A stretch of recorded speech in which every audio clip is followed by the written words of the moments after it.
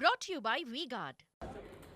આ ઉપરાંત અમદાવાદમાં ગુજરાત કોલેજ નજીક મધુવન ફ્લેટના ચોથા માળે આગ લાગી હતી અને ફાયર બ્રિગેડની 10 ગાડીઓ ઘટના સ્થળે પહોંચી હતી। આ સમગ્ર મામલે શોર્ટ સર્કિટને કારણે આગ લાગી હોવાનું પ્રાથમિક અનુમાન થઈ રહ્યું છે। વિગતો મળી રહી છે તે અનુસાર ફાયર બ્રિગેડે આગમાં ફસાયેલા 40 જેટલા લોકોનું રેસ્ક્યુ કર્યું હતું। અહીં ફાયર બ્રિગેડે આગ પર કાબૂ મેળવી લીધો છે।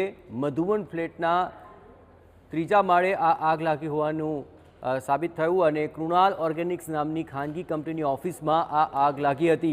ફાયર બ્રિગેડની 10થી વધુ ગાડીઓ ઘટના સ્થળે પહોંચી ગઈ અને શોર્ટ સર્કિટને કારણે આગ લાગી હોવાનું અનુમાન થઈ રહ્યું છે। આદલપુર ગન્નાળાની પાસે જે માધવ બિલ્ડિંગ છે આખું કોમર્શિયલ છે, ઉપર બધી ઓફિસોને એવી હતી। બિલ્ડિંગ બહુ જૂની છે। એક જ દાદરો હતો, જે દાદરાની અંદર ઉપર ચોથા માળે જે ઓફિસ હતી એમાં આખી એસીથી ઓલી હતી, એના કારણે બધું બંધ હતું અને આગ લાગવાના કારણે ધુવાણો આખી બિલ્ડિંગમાં ફેલાઈ ગયો।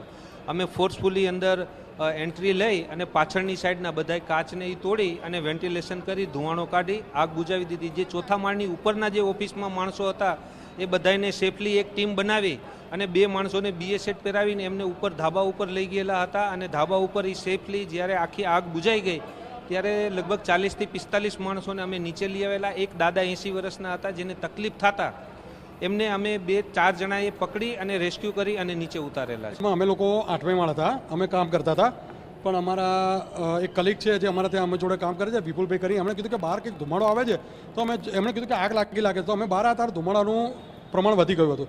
અમે લોકો એમ કે ચલો ઉપર પહેલાં દોડીએ, પણ ભાઈ 10મે માળ આવ્યા પછી ત્યાં બી ધુમાડો વધારે લાગતો હતો। અમે લોકો 9મે માળ આવ્યા, 9મે માળ આવીને અમે એક જગ્યાએ સેફ થઈ ગયા। ફટાફટ અમને લોકોને ફાયર બ્રિગેડની ટીમને બોલાવીને રેસ્ક્યુ કરાવ્યું છે, ફટાફટ અમને બહાર કઢાવ્યા।